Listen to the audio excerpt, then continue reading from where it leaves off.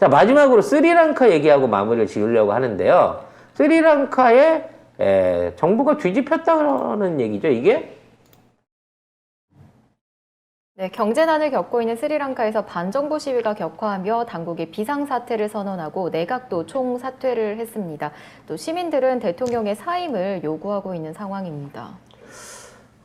스리랑카가 망했나 봐요. 네, 그래서 반정부 시위가 일어났다고 하는데, 자, 요 부분에 대해서는 우리 이 국제정치평론가 문희정 아나운서가 정리를 좀 해주십시오. 저희가 예전에 스리랑카 관련해가지고 중국이 1대1로 확 잡아먹은 대표적인 나라다라고 그렇죠. 말씀을 드린 적이 있어요.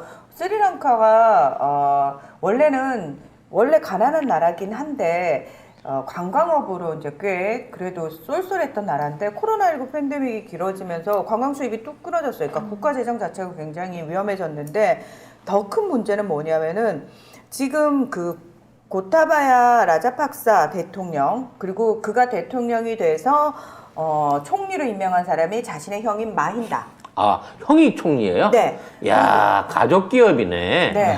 그리고 이 마힌다는 예전에 대통령 했던 분이에요. 그러니까 다시 말해서 눈치채셨겠지만 라자팍사 가문이 거의 정재계 권력을 다 꽉 잡고 있어요. 돌아가면서 하나 보네. 네. 그리고 이 라자팍사 가문이 그 유명한 한바토다 항구 아시죠?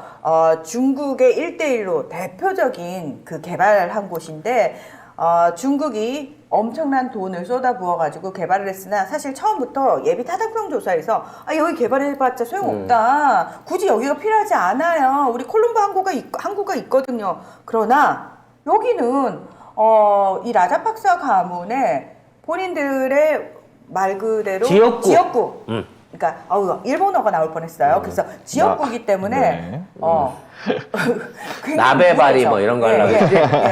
무리를 해서 개발을 한 거죠. 아니나 다를까 이게 이제 말 그대로 적자로 국가 재정에 엄청난 부담을 줬고 결국은 자오상지 중국 국영기업의 임대가 되는 결국 그런 상황이 돼버린 거죠. 5천억을 빌려줬어요, 중국이. 그래서 이제 그거를 갖다가 완성을 시켜가지고 네. 돌리려고 했는데 안 돌아갔죠?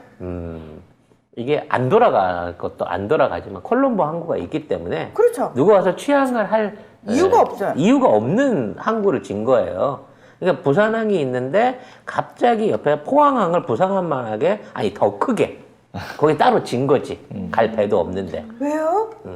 그런데 요거를 갖다가 안 됨에도 불구하고 무리하게 공사를 강행해 갖고 빨리 끝냈습니다. 이 공사를.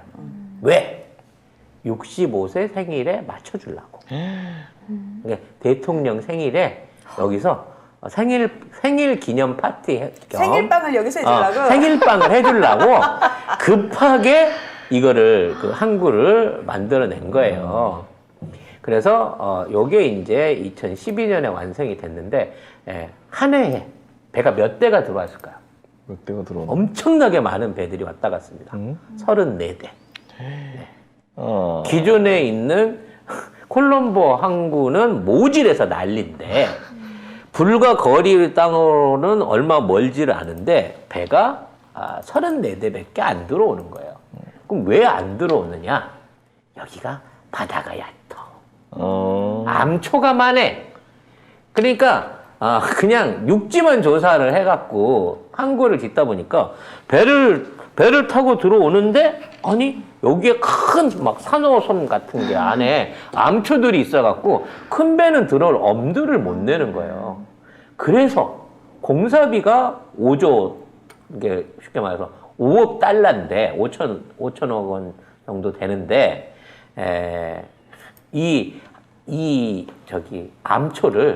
암초를 없애기 위해서 4천만 달러를 추가로 들여가지고 암초를 제거하는 작업을 추가로 합니다. 네. 그런데다가 이제 항만만 지으면 돈이 덜 되잖아요. 그러니까 여기다 철도하고 도로를 건설을 했죠. 네. 그래서 철도하고 도로를 건설을 해놨는데 배가 30대밖에 안 들어오는데 무슨 물동량이 있겠습니까? 그렇게. 그래서 이 4차선 도로에 코끼리 떼들이 와서 진을 치고 살고 있는 거죠. 그러니까 항구이면서 국립공원 역할을 더 하는 거예요. 그래서 심지어 외국 언론이 뭐야? 한반토바 항구의 직원들보다 코끼리가 더 많다. 요렇게 얘기할 정도로 말도 안 되는 저기를 했고요. 여기에 또 비행기를 하기 위해서 비행장도 세우고 심지어 골프 클럽하고 호텔까지 지었습니다. 네. 사람이 올까요? 안 오죠. 안 오죠. 그러니까 이게 단순하게 건설비만 들어간 게 아니에요. 그래서 이 이후에 이러한 SOC 시설을 짓기 위해서 분명히 이제 아까 3억 5천만 달러 빌렸다 그랬잖아요. 방금 얘기한 호텔이라든지 이런 것들을 운영하기 위해서 또 7억 5천만 달러를 빌리는 바람에 이게 10억 달러가 넘어간 겁니다. 근데 여기에서 중국식 기술이 혹 들어오죠. 처음에 3억 5천 달러 빌렸을 때는 연리 3%였어요. 추가 7억 5천 달러 빌릴 때는 연리가 얼마? 6.5%. 2배 넘게. 네. 고리채로 이게 변화가 되기 시작한 거죠. 네.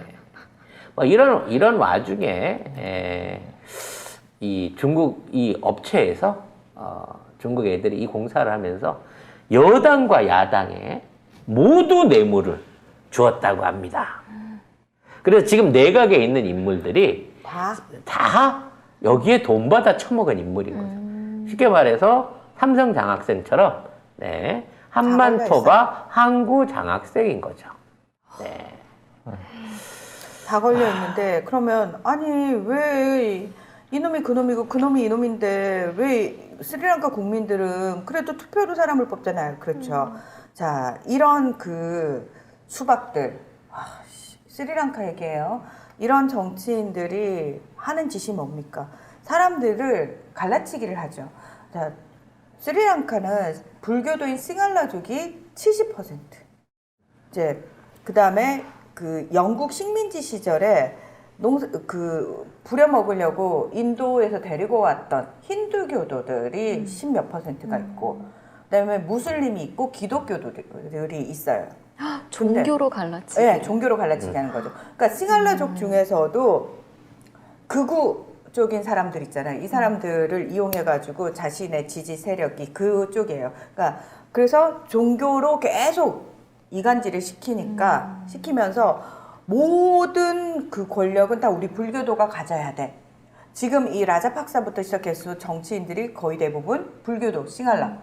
그래서 이 불교도들이 이 이교도들을 말하자면 장악하기 위해서 콜롬보 대학살 같은 또 그 우리 약간 광주 비극 같은 그 대학살 사고도 있고 그랬거든요. 아무튼 그래서 전임 대통령이 그렇게 헤쳐먹다 보니까 그 이후에 이제 우익인 이른바 반중국파가 득세를 한 거예요. 그렇죠. 그러니까 반중국파라 해도 누구 돈은 먹었어. 네. 돈은 먹었기 때문에 반중국파로 정권을 교체를 했는데 얘가 분명히 개혁한다고 검찰 개혁한다고 됐는데 우리말을 내밀고 있는 거야. 그 못해요. 못해서 그러니까 어쨌든 중국을 견제하기 위해서 인도 쪽으로 붙었는데 인도가 중국만큼 해줄 수가 없거든요. 인도 입장에서는 스리랑카 살려놔봤자 별로 의미도 없고 중국 견제하는 차원에서 하려고 하는데 스리랑카 애들이 요구하는 수준이 야 중국 이만큼 줬는데 인도 이걸로 안 돼라는 식으로 그래서 인도가 안 해. 중국이 애초에 이 한반토바 항을 질 때는 우리가 여기다가 컨테이너선 많이 밀어 넣어줄 거야 라고 했거든요. 근데 그때 그 약속을 안 지킨 겁니다. 중국은 얼마든지 키울 수 있었어요. 근데 그 상선 안 보내준 거야. 그래서 거기를 코끼리 휴양지를 만들어 놓고 정권이 바뀌자마자 이게 어떻게 됐냐면 100년 동안 중국이 85%, 스리랑카 정부가 15%로 운영하기로 한 거를 그렇게 이제 배를 안 보내주니까 수익이 안 나오잖아. 관리비가 안 나오니까 결국 그거를 15%마저 먹어버려요. 그래서 99년 동안. 100% 중국계 됩니다. 99년 동안 넘어갔어요. 좌우상주의. 그래서 100% 지분을 받아놓고 이제는 그럼 배 보내주겠지라고 얘기를 하니까 뭐라 그러냐면 우리가 기반 시설을 닦아야 된다. 신도시를 지어야 되니까 60평방킬로미터 정도 되는 땅을 무상으로 내놔라. 코어를. 그래서 걔네들 거기다 뭐를 한다? 차이나타운을 짓는 거야. 아이고. 그러니까 이 항구를 되살리려는데 신도시를 지어갖고 중국 사람을 이주시켜서 몇만 명대의 중국 사람들을 이주시켜갖고 그때 가서 이 항구를 살리겠다는 거지. 이게 중국 애들이 하는 1대1로인 거야. 그래서 스리랑카 국민들이 화딱지가 난 거지. 그러니까 라자팍사 가문 전체가 정계에서 은퇴해라라고 얘기를 하는데 내각이 총 사퇴를 했잖아요. 그 내각 중에는 그 라자팍사 가문들의 형제도 있었어. 조카도 있고. 그 걔네들이 해도 대통령하고 총리는 여전히 라자팍사 가문이야. 얘들은 절대 이 권력을 내놓을 생각이 없거든요. 스리랑카도 사람이 없나요? 그놈이 그렇지. 빠졌어. 어차피 중국 돈 받은 놈이에요. 그래서 2억 5천만 달러를 벌써 11억 달러를 썼으면서 추가로 빌려줘라. 그리고 중국인 관광객 좀 보내줘라. 제발 우리 경제 좀 살려줘라 라고 애걸복걸을 하고 있는데 중국 애들은 아예 이 기회에 한만토바가 아니라 스리랑카 자체를 먹어버리려고 생각을 하고 있는 거예요. 그러니까 처음에 알박기를 해갖고 지금 이제 이 한만토바 항구를 땄잖아. 그래서 이제 신도시를 지어서 여기에 차이나타운이 들어오잖아.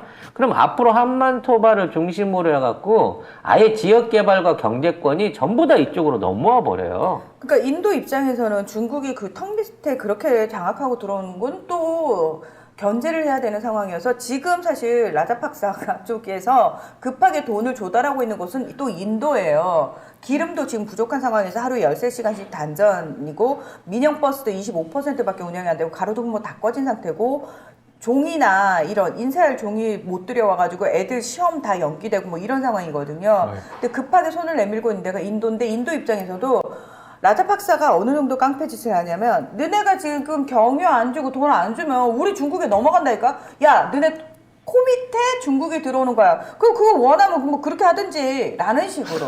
그래서 지금 인도가 급하게 수혈을 해주고 있는 상황이에요.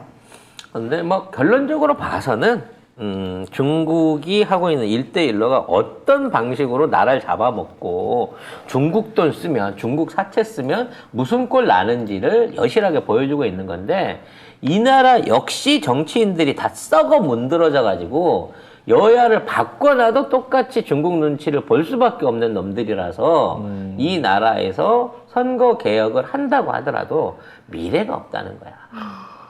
이런 것들을 우리가 반면 교사를 해야 된다고. 우리가 내각제 하거나 이원 집정부제 하거나 뭘 하든지 간에 지금 있는 투표 방식 바꿔가면서 개헌해갖고 저쪽 애들 장기 집권 해줘버리잖아. 우리 민주 세력들 자체가 없어져 버려요. 끝나는 거예요. 수박들과 안 수박들의 차이밖에 안 나. 그런 면에서 지금 우리가 진짜 대한민국이 위기를 맞고 있다는 생각을 또 해봐야 된다는 거니까. 여기서 의원 내각제 되잖아요. 그러면 만약 의원 내각제로 바뀌었을 때 대한민국의 미래는 헝가리를 보시면 됩니다. 헝가리 관련 얘기는 내일 하도록 하겠습니다.